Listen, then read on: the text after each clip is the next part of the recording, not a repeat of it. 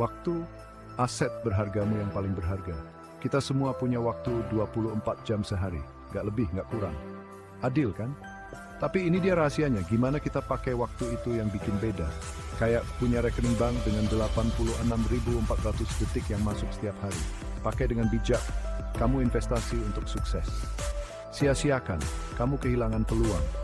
Coba dipikirin, kamu nggak bisa beli waktu lebih banyak, tapi kamu bisa pilih gimana cara menghabiskannya. Mau belajar keahlian baru? Luangkan waktu untuk itu.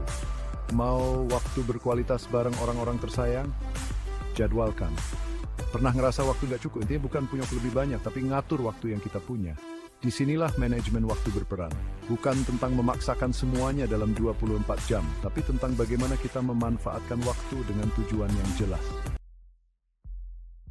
24 jam lebih dari yang kamu pikirkan. Pernah ngerasa kewalahan cuma mikirin semua yang perlu kamu lakuin dalam sehari? Kerja, urusan, keluarga, teman, hobi, banyak banget. Kuncinya adalah memecah 24 jam itu jadi bagian-bagian yang lebih mudah diatur. Anggap saja seperti diagram lingkaran. Titik awalnya bagi harimu menjadi 3 bagian utama, kerja atau belajar. Ini waktu yang kamu dedikasikan untuk pekerjaan atau studimu. Istirahat dan isi ulang energi. Ini termasuk tidur, tapi juga aktivitas yang bantu kamu rileks dan santai. Waktu pribadi, ini untuk semua hal lain yang kamu nikmati. Hobi, bersosialisasi, mengejar passion. Nah, ukuran setiap bagian tergantung pada gaya hidup dan komitmen pribadimu. Diagram lingkaran seorang pelajar akan berbeda dengan orang tua yang bekerja.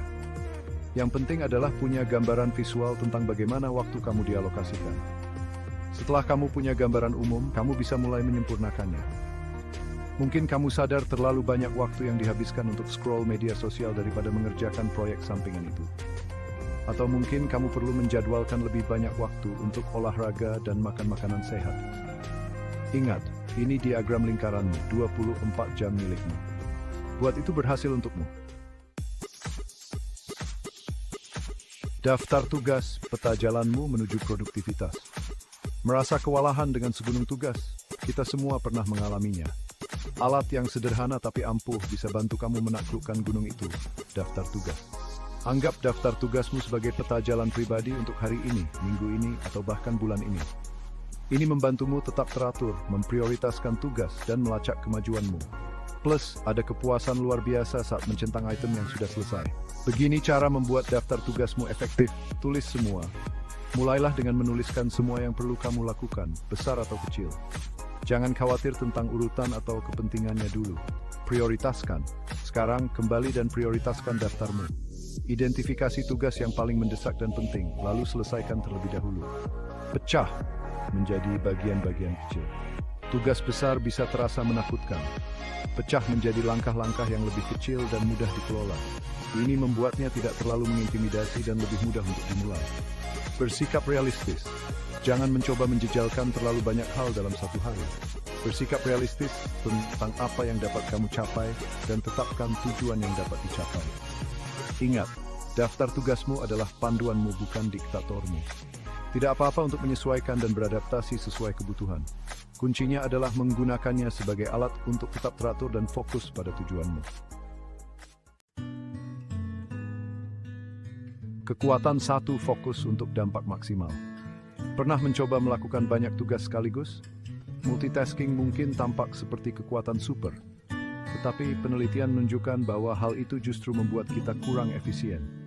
Otak kita dirancang untuk fokus pada satu hal pada satu waktu. Ketika kita mencoba melakukan terlalu banyak hal, kita akhirnya mengorbankan kualitas dan meningkatkan stres. Jadi bagaimana kita bisa memanfaatkan kekuatan fokus? Berikut beberapa tipsnya. Single tasking. Daripada beralih di antara banyak tugas, curahkan seluruh perhatianmu pada satu tugas pada satu waktu. Kamu akan terkejut betapa lebih cepat dan lebih baik pekerjaanmu. Time blocking. Alokasikan blok waktu tertentu untuk tugas yang berbeda.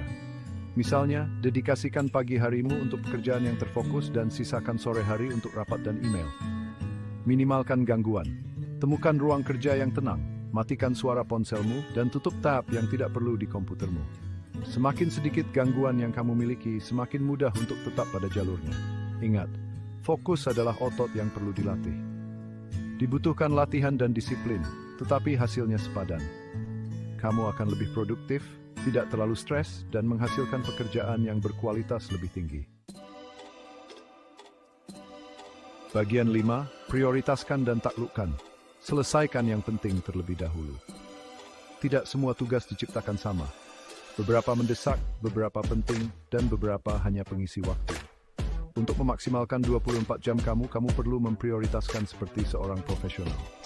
Masukkan matriks Eisenhower, alat yang sederhana namun efektif untuk memprioritaskan tugas. Ini membagi tugas menjadi 4 kuadran. Pertama, mendesak dan penting. Kerjakan tugas-tugas ini terlebih dahulu. Mereka membutuhkan perhatian segera dan memiliki dampak yang signifikan pada tujuanmu. Kedua, penting tetapi tidak mendesak. Jadwalkan waktu untuk tugas-tugas ini. Mereka berkontribusi pada tujuan jangka panjangmu dan harus direncanakan dengan tepat. Ketiga, mendesak tetapi tidak penting. Delegasikan tugas-tugas ini jika memungkinkan. Mereka mungkin memerlukan perhatian tetapi tidak berkontribusi secara signifikan pada tujuan keseluruhanmu. Keempat, tidak mendesak maupun penting. Hilangkan tugas-tugas ini. Mereka adalah gangguan yang dapat diabaikan atau diminimalkan dengan aman. Dengan berfokus pada tugas-tugas yang paling penting terlebih dahulu, kamu akan membuat kemajuan yang signifikan menuju tujuanmu dan menghindari terjebak dalam aktivitas yang kurang penting. Bagian 6, trik waktu nyata, kisah sukses. Jangan hanya percaya kata-kataku.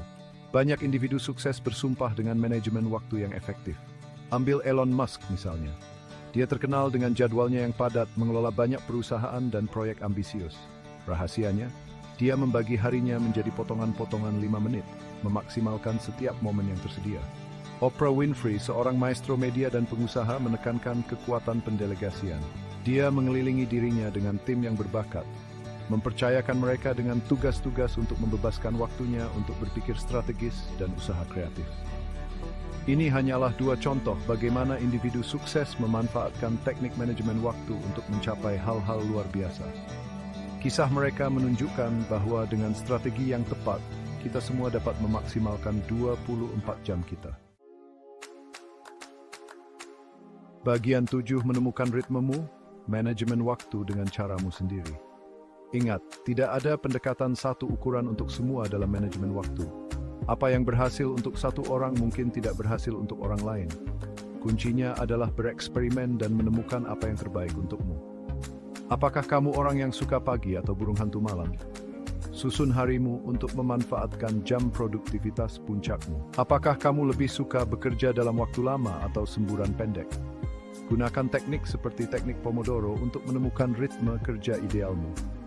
Apakah kamu berkembang di lingkungan yang terstruktur atau lebih menyukai fleksibilitas? Bereksperimenlah dengan metode perencanaan yang berbeda untuk menemukan apa yang sesuai dengan kepribadianmu. Yang terpenting adalah berbaik hati pada diri sendiri.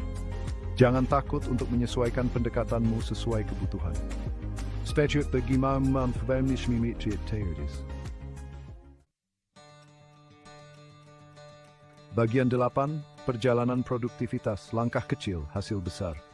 Menguasai manajemen waktu bukanlah tentang menjadi robot atau bekerja sepanjang waktu. Ini tentang membuat pilihan sadar tentang bagaimana kamu menghabiskan waktumu dan menyelaraskan tindakanmu dengan tujuanmu. Mulailah dari yang kecil. Terapkan 1 atau 2 teknik yang sesuai denganmu. Setelah kamu menguasainya, tambahkan lebih banyak ke repertoarmu.